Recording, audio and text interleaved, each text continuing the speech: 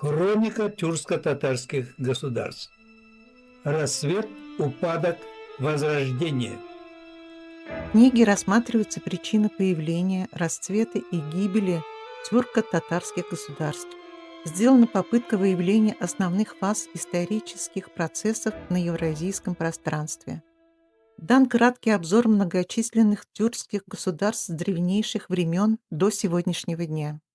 Книга рассчитана на специалистов, аспирантов и студентов, а также интересующихся историей. Выпуск 55. Почему Турцию не принимают в Европейский Союз? Основные игроки на Евразийском континенте. 20 век. Европейский Союз, ЕС, уникальное международное образование, сочетающее в себе признаки международной организации и федеративного государства, однако формально не является ни тем, ни другим. Союз не является субъектом международного права, однако имеет полномочия на участие в международных отношениях и играет в них большую роль. В скобках заметим, правда, в последнее время эта роль становится все меньше и меньше.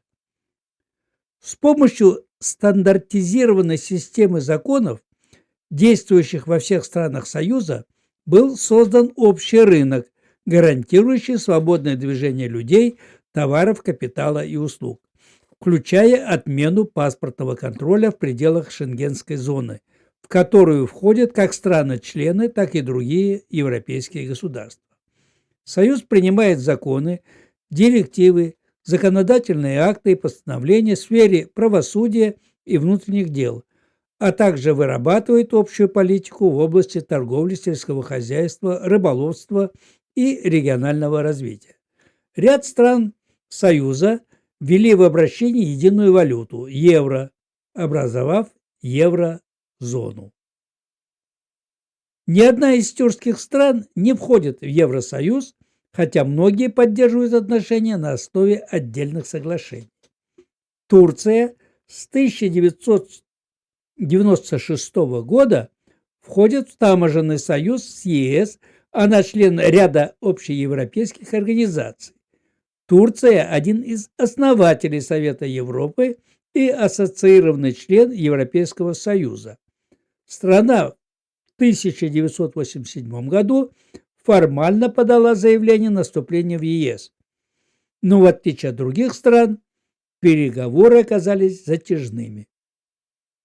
Сторонники вступления страны в ЕС утверждают, что, являясь ключевой силой в регионе и имея крупную экономику и вторые по величине в НАТО вооруженные силы, Турция усилит позицию ЕС в роли глобального геостратегического игрока. Сторонники рассматривают страну в качестве моста между Западом и Востоком, критическое для ЕС и всего мира время.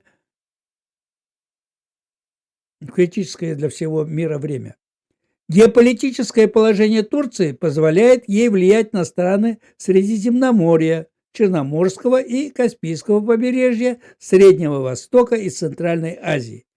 Помимо этого, сторонники вступления утверждают, что Турция выполнила большинство условий вступления в ЕС.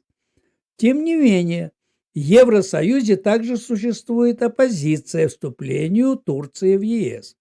Их аргументы сводятся к несоблюдению Турцией ключевых принципов либеральной демократии, таких как, например, свобода слова.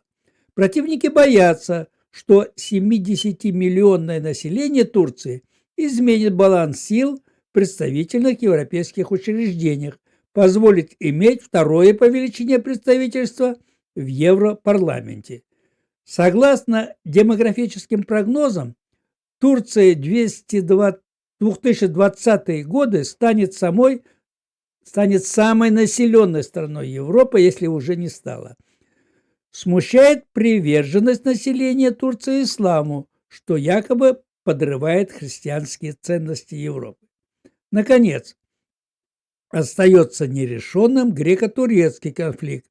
Евросоюз и большинство стран мира считают северную треть Кипра частью Республики Кипр.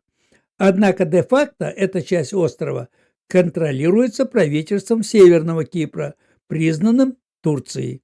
Турция, в свою очередь, не признает правительство Республики Кипр, а также содержит на территории Северного Кипра 40 тысяч своих военнослужащих.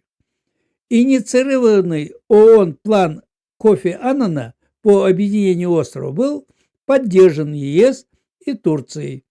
Проведенные в апреле 2004 года референдумы дали противоположные результаты по частям острова.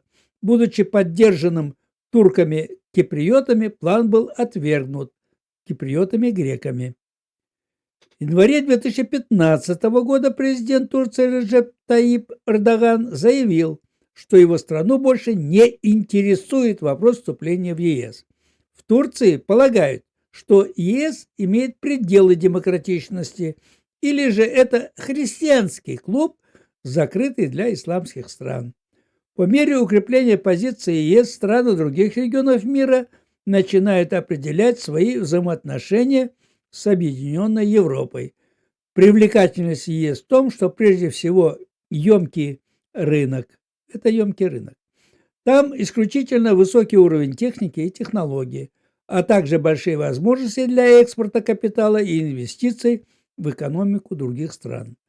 Отношения между ЕС и Центральной Азией, где существует ряд тюркских государств, продолжают развиваться с момента принятия Советом Европейского Союза документа в июне 2007 года «ЕС и Центральная Азия. Новое партнерство в действии». Данная стратегия укрепила связи во всех сферах путем политического диалога, диалогов по правам человека и программ сотрудничества. ЕС представил оценку достигнутых успехов в заключениях Совета ЕС 2015 года, которые подтвердили актуальность, значимость как стратегии, так и приоритетных сфер сотрудничества. Заключения Совета также констатировали, что регион сталкивается с новыми и все нарастающими вызовами, а вопросы безопасности вышли на первый план в отношениях с ЕС. Конец выпуска. Продолжение следует. Даваме бар.